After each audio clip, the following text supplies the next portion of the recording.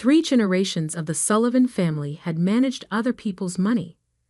My grandfather started our firm in 1962 with nothing but a desk, a telephone, and an unshakable belief in ethical investment practices. My father expanded it into Sullivan Wealth Management, serving some of Boston's most prestigious families. Then came my brother Michael and me, the twins who were supposed to carry the legacy forward together. Funny how together can mean such different things to different people. My name is Alexandra Sullivan, and until 6 months ago, I was the Chief Investment Officer of Sullivan Wealth Management, responsible for over $800 million in client assets. Now, according to my brother, I'm a disgraced former employee who mismanaged everything. The truth, as our clients are about to discover, is considerably more interesting. Miss Sullivan? My assistant Margaret's voice crackled through the intercom. The forensic accountant's report just arrived. I checked my watch. 7:15 a.m. Another early morning in the office, a habit I'd maintained even after Michael's attempted coup. Send him in. James Patterson from Deloitte had the careful demeanor of someone who'd spent decades uncovering financial fraud. He placed a thick folder on my desk. You were right, Miss Sullivan. The irregularities started exactly 18 months ago. I opened the folder, though I already knew what I'd find. 18 months ago, right when Michael had insisted on modernizing our trading platform. Right when he'd started pushing for more aggressive investment strategies. Show me the money flows, I said. Patterson pulled out a series of charts. It's clever. I'll give him that. Small amounts, carefully distributed through a network of shell companies. Most auditors would miss it. But when you know what to look for. I studied the diagrams, remembering the day I'd first noticed something odd in our trading reports. Michael had dismissed my concerns, calling me paranoid and stuck in the past. Old school due diligence is outdated, Lex, he'd said, using the childhood nickname I'd always hated. Modern wealth management requires modern methods. What he meant, I now knew, was that systematic fraud required systematic concealment. The total amount? I asked Patterson. $47.3 million diverted from client accounts over 18 months. The losses were masked by falsified returns reports. Your brother used the firm's strong reputation to prevent anyone from looking too closely. I nodded, thinking of our father, who died 2 years ago. His last words to us had been about trust, the trust our clients placed in us, the trust we needed to place in each other. Does anyone else know about this yet? Patterson shook his head. Just my team, working under strict confidentiality. Though I should mention, he hesitated, your brother's planning something big. My sources say he's announcing a merger next month. Sullivan Wealth Management is being acquired by Platinum Capital Partners. Of course, Michael needed a way to bury the evidence before anyone noticed. A merger would mean new systems, transferred accounts, conveniently lost records. Thank you, James. Your final report? We'll be ready for the SEC next week. Are you sure you want to do this? He's your brother. I looked at the photo on my desk. Michael and me at our college graduation, his arm around my shoulders, both of us grinning at the camera. 15 years ago, before money and power had revealed who he really was. He stopped being my brother the moment he betrayed our client's trust. After Patterson left, I reviewed the morning's trading reports. Michael had kept me on as a senior advisor, a ceremonial role meant to maintain client confidence during the transition. Little did he know, I'd spent the last 6 months building my case, documenting every irregular transaction, every falsified report. The intercom buzzed again. Miss Sullivan, your brother's here. I quickly tucked the forensic report into my safe. Send him in. Michael strode into my office like he owned it, which, technically, he now did. At 35, we still looked enough alike to give people pause. Same dark hair, same green eyes. But where I'd inherited our father's caution and integrity, Michael had developed a hunger for more. Working early as usual, Lex? You know you don't have to anymore. Your advisory role is more flexible.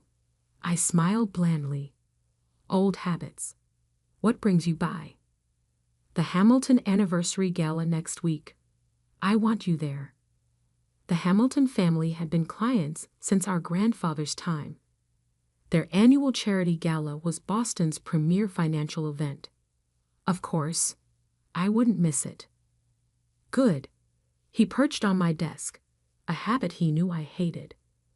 I'll be making some announcements. Big changes coming.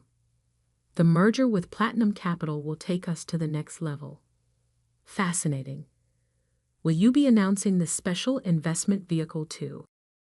The one you've been running through Cayman Islands accounts. For a split second, Michael's mask slipped. Fear flickered in his eyes before his smooth confidence returned. Still chasing conspiracy theories, sis?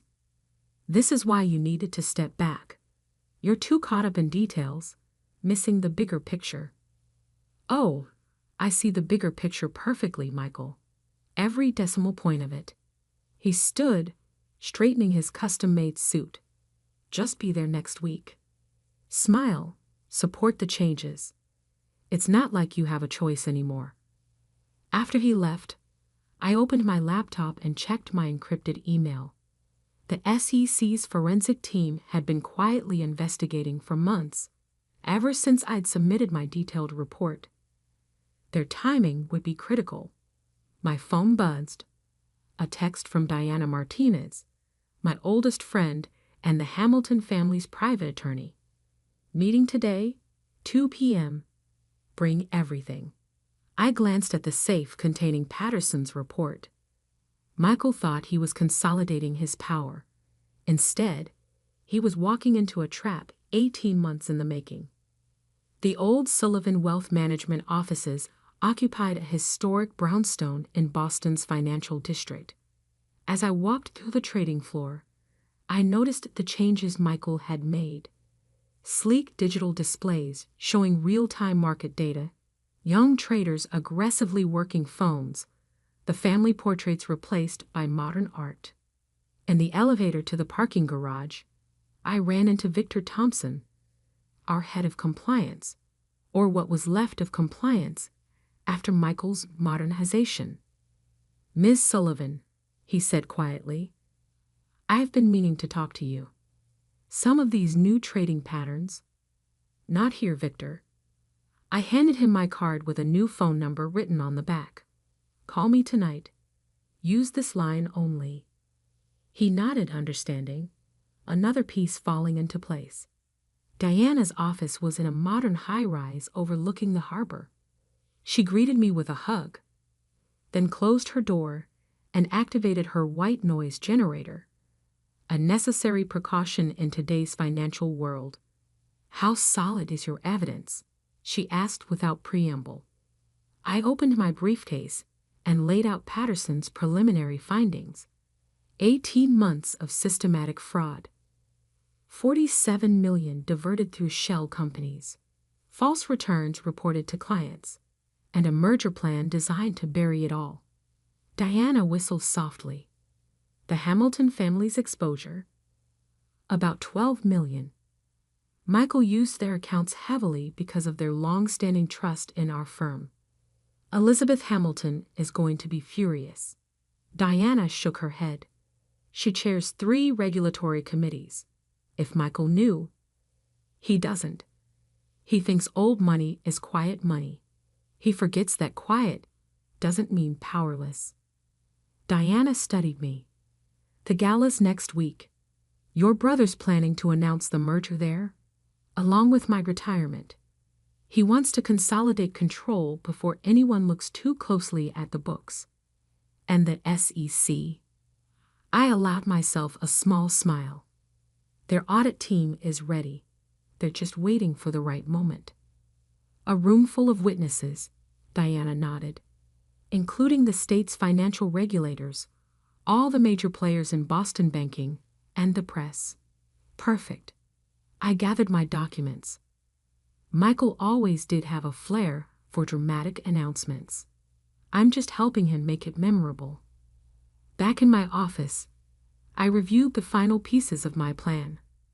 Michael had spent 18 months building his house of cards, thinking his sister was too naive, too trapped in old-fashioned methods to catch him. He forgot that our grandfather's most important lesson wasn't about making money. It was about protecting it.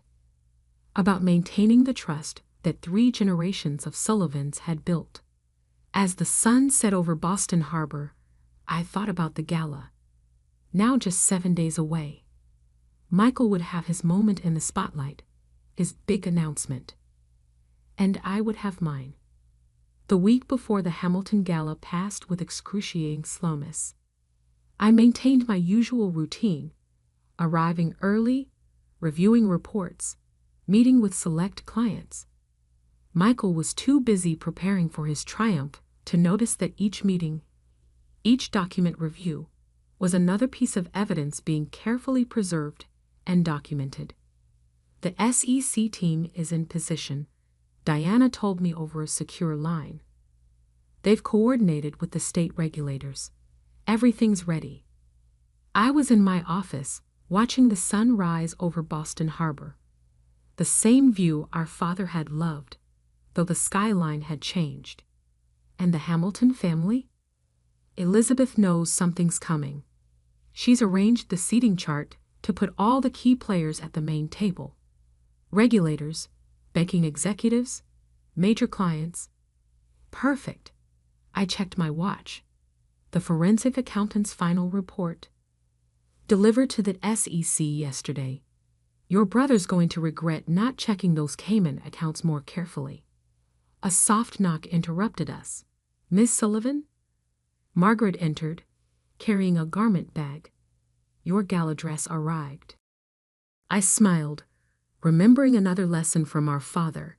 In finance, appearance matters. Thanks, Margaret. Is everything else prepared? She nodded, understanding the real question. For 6 months, she'd helped me gather evidence, coordinate with investigators, and maintain the illusion of compliance with Michael's new regime. All the documents are backed up and secured. External drives delivered to 3 different law firms. After she left, Diana asked quietly, "Are you sure about this?" Once it starts, he stole from our clients, Diana. Used their trust to enrich himself. What would you do if someone stole from your family? The night of the gala arrived clear and cold. The Hamilton estate, a sprawling mansion overlooking the Atlantic, glowed with warmth and old money confidence. Rolls-Royces and Mercedes deposited Boston's financial elite at the entrance. I arrived early, wearing a classic black evening gown that had been my mother's favorite. Michael was already there, commanding attention in the center of the grand ballroom. "Ah, there's my sister," he called out too loudly. "The last of the old guard, aren't you, Lex? But change is good, isn't it? Progress is inevitable." I smiled, accepting a champagne flute from a passing waiter. "Indeed it is, brother." Elizabeth Hamilton approached, elegant in her 70s. Her family had trusted the Sullivans with their wealth for 3 generations. "Alexander dear, so glad you could make it. Though I hear rumors this might be your last gala with the firm." "Changes are coming," Michael interrupted smoothly. "Big announcements tonight. The future of wealth management is evolving." Elizabeth's eyes met mine briefly. She knew. The Hamilton family hadn't maintained their fortune for 2 centuries by being naive about money. The ballroom filled quickly. I recognized faces from regulatory agencies, banking executives, journalists from the financial press. At exactly 8 o'clock, Michael took the stage, radiating confidence. Distinguished guests, valued clients, welcome to the 50th Annual Hamilton Investment Gala. Tonight is about more than celebration. It's about the future. I'm proud to announce that Sullivan Wealth Management is entering a new era. I moved quietly through the crowd, positioning myself near the main exit. Diana stood ready with her laptop, connected to the ballroom's presentation system. Merger with Platinum Capital Partners, creating one of the largest wealth management firms in New England. The crowd murmured appreciatively. Michael was in his element, promising growth, innovation, modernization. Then he turned to me, his smile sharp. And with this transition comes another announcement. My sister Alexandra, after careful consideration, has decided to retire. Her old-fashioned methods, while admirable, are no longer suited to modern finance. Actually, I said clearly, my voice carrying across the suddenly quiet room, I have an announcement of my own. Michael's smile flickered. Lex, this isn't the time. Oh, but it is? I nodded to Diana, who connected her laptop to the display screens. Let's talk about modern finance, brother. Specifically, let's discuss the $47.3 million you've diverted from client accounts over the past 18 months. The screens filled with transaction records, bank transfers, shell company documentation. Michael's face went pale. These are false accusations. Ms. Sullivan, a grave voice interrupted. Harold Winters, head of the SEC's Boston office, stood up. Are these the records you submitted to our office? Yes, sir, along with the forensic accountant's report detailing exactly how my brother used our trading platform to mask unauthorized transfers through a network of Cayman Island accounts. The room erupted in chaos. Elizabeth Hamilton's voice cut through the noise. Michael Sullivan, are you saying you stole from my family? No, I was investing aggressively, pursuing higher returns. Through unlicensed offshore vehicles, another regulator stood, without disclosure or client authorization. I watched as Michael's carefully constructed world crumbled. SEC agents moved to block the exits. Diana distributed copies of the forensic report to key regulators. The federal investigation has been ongoing for months, I announced to the stunned crowd.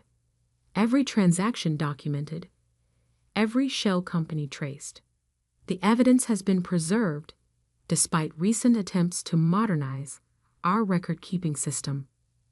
Michael lunged for me, his composure shattered. You planned this. You betrayed your own brother. Security officers grabbed him before he reached me. I stepped closer, keeping my voice low. No, Michael. You betrayed our family's legacy. You betrayed our client's trust. I just exposed it. The next few hours were a blur of statements, documents, and arrests. Michael was led out in handcuffs, still protesting that he'd done nothing wrong. The merger announcement became a very different kind of press story. Later that night, I stood in our father's old office, now mine again by emergency board vote. Elizabeth Hamilton sat across from me, examining account statements. Your father would be proud, she said finally. He always said the true measure of a financial advisor isn't how much money they make, but how well they protect it. Even from family? I asked softly. Especially from family. She stood, straightening her elegant jacket. The Hamilton assets will stay with Sullivan Wealth Management, dear. Under your management only. Over the next few months, the full story emerged. Michael had started small, skimming from larger accounts. masking the losses with falsified returns. Success made him bolder, greedier.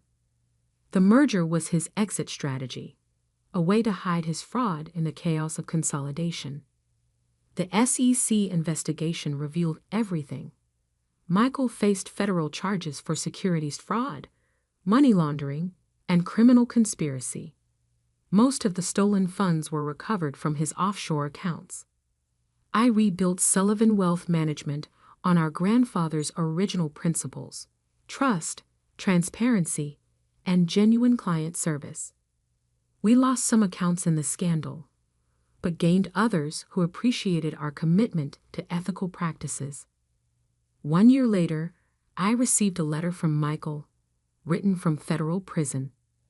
"You could have warned me, Lex, given your own brother a chance to make it right." I wrote back one line: "I gave you the same chance you gave our clients." None. These days, Sullivan Wealth Management has a new compliance system. Every transaction is triple-checked, every investment vehicle thoroughly vetted. The Hamilton family still holds their annual gala, though it's a bit more subdued now. My father's portrait hangs in my office, next to our grandfather's original license. Sometimes, late at night, I look at them and remember what this business is really about. Not just managing money, but managing trust. As for Michael, he's serving 15 years in federal prison, plenty of time to think about the true cost of betraying trust. The merger he planned never happened, but a different kind of change did. A return to the principles that built our firm. Last week, a young analyst noticed some unusual trading patterns in a client's account. Instead of dismissing her concerns, I spent 3 hours reviewing the transactions with her. They turned out to be legitimate, but I gave her a bonus anyway. For being diligent, I told her, in this business, trust is everything, and trust requires vigilance. She asked me later if it was hard, exposing my own brother's crimes. I thought about Michael's face at the gala, about our father's last words about trust, about 3 generations of Sullivan integrity. The hardest decisions, I said, are often the clearest ones.